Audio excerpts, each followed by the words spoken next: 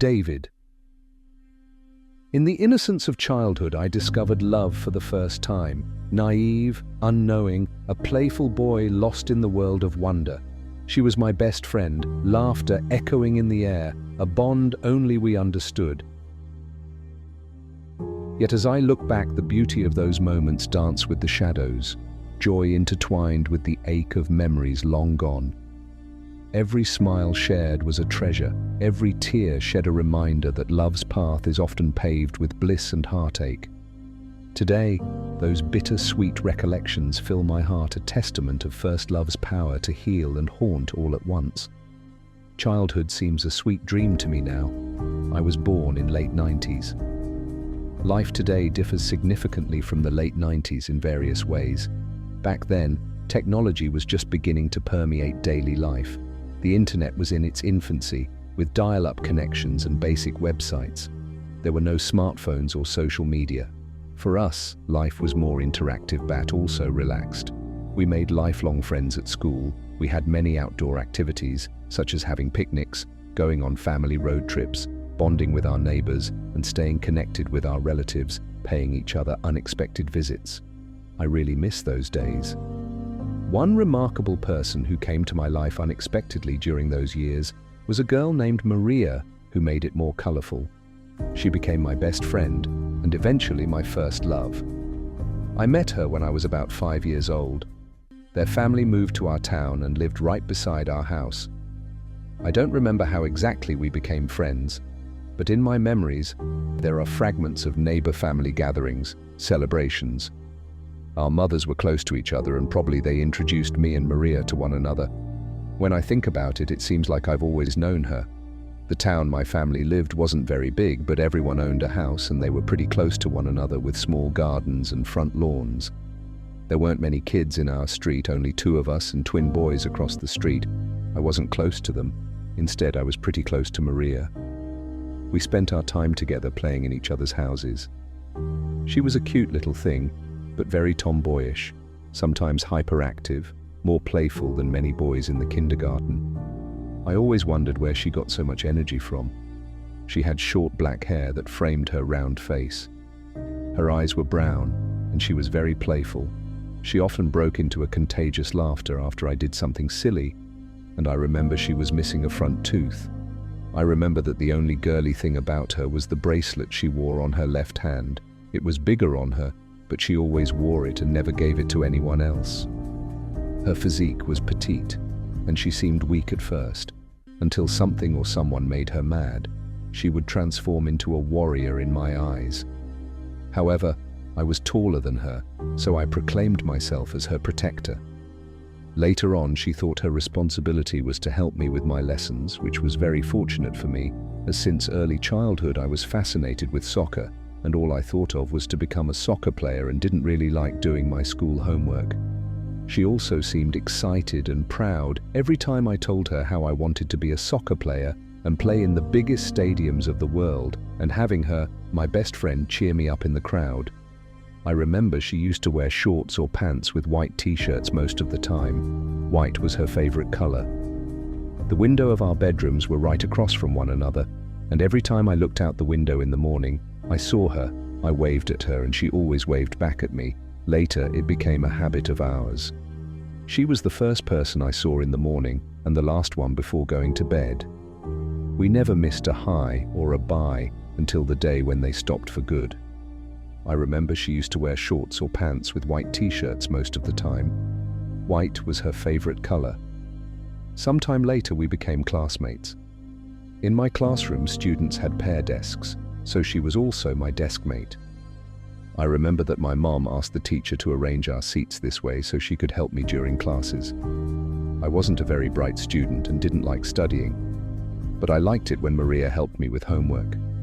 Studying together with her was more interesting than learning alone. She had always been very creative. She invented a new game every time we finished doing the homework. The next day, she would play it with our classmates and tell them that she'd tried with me, and it worked. One of those games was the human basketball rim. She'd make me be the basketball rim, then she'd crumple paper and throw it in the basket, which was my arms in a circle. or she'd ask me to be basketball and she would dribble me and pretend to shoot me in the basket. I would play along, jumping up and down. She was very interested in basketball at that time. Then she became interested in playing the piano and started thinking of games connected with it.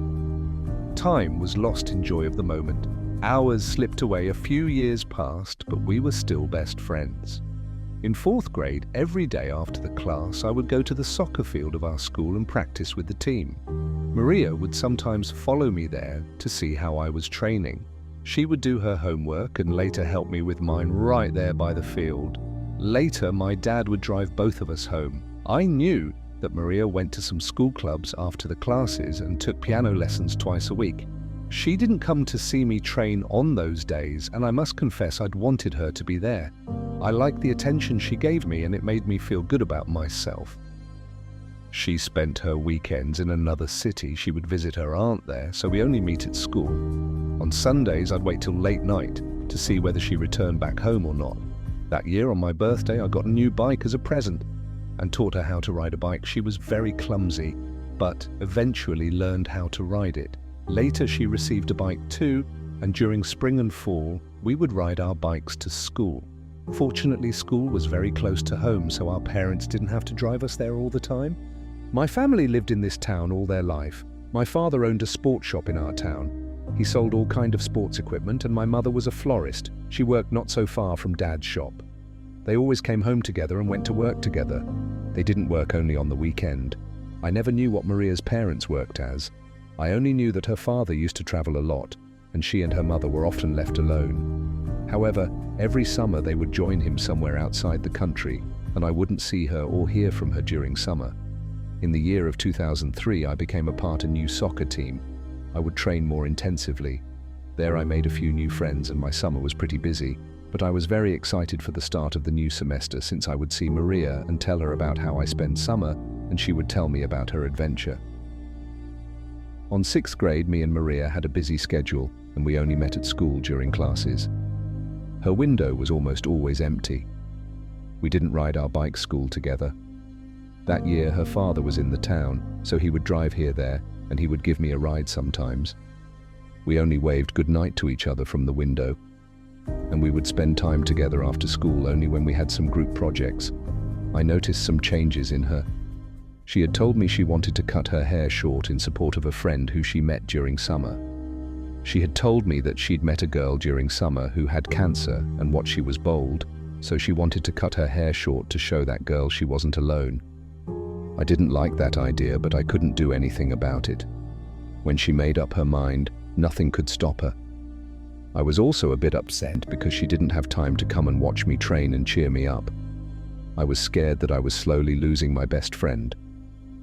One day, when we had to do a group project together before the Christmas holidays, Maria came to my house to work on it.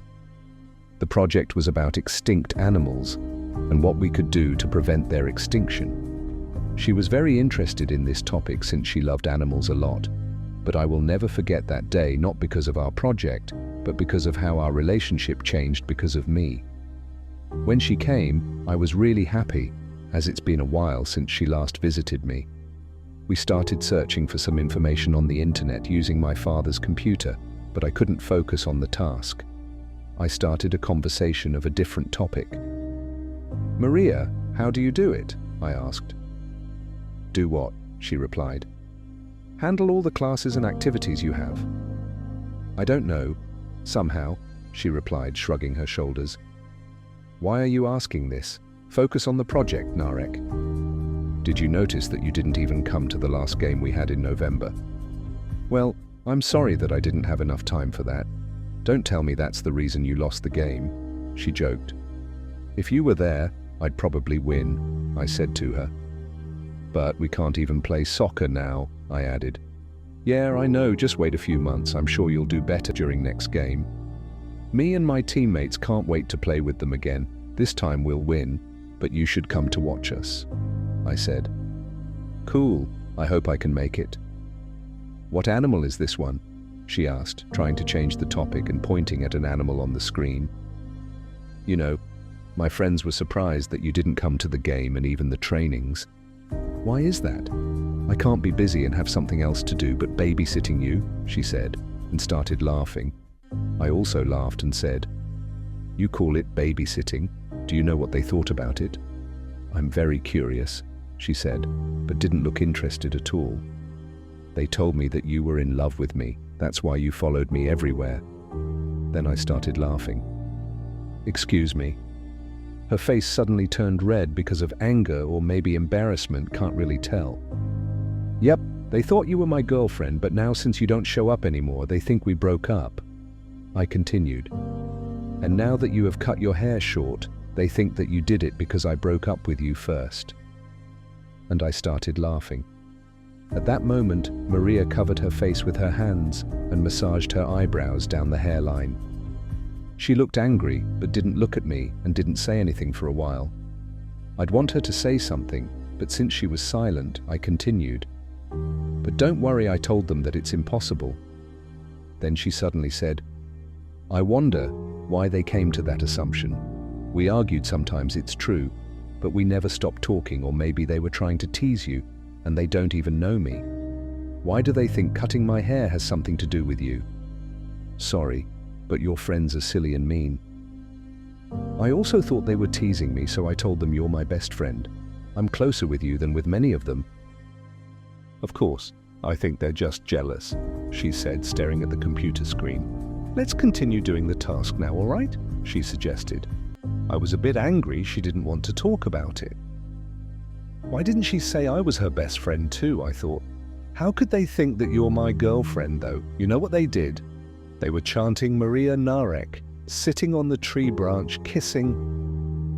She turned to me abruptly and looked at me in an angry and frustrated manner, signaling me with her facial expression to stop talking. But I panicked and said, "I told them you're not even a girl for me. You could never be my girlfriend. You're my best buddy, you know, just like a boy, especially now, with short hair. Those girls, you know, they are too much to handle, but you're real. I'd never ruin our friendship," I said. Maria looked puzzled. I couldn't understand if she was angry or upset from what I said. She was quiet for a few minutes, just stared at me. Then she looked around, then looked down. She quietly picked her stuff. I watched her leave my house. I didn't understand at that time what happened. We didn't even finish the project. I was surprised by her silence and her actions. I went to her house to try to talk to her, but she didn't come down. The light of her room was off when I went to sleep. The next day at school, I wanted to talk to her, but she went so far that she even changed her seat. Seemed like she was offended. We didn't have a project, so we both failed to the task, but she didn't even talk to me about it, as if she didn't even care. The next day was the last day we met before the holidays, and yet she avoided me all day, walking around with her girlfriends. The first day of school after the holidays, I left a note on her desk asking her to stay after class. She did stay,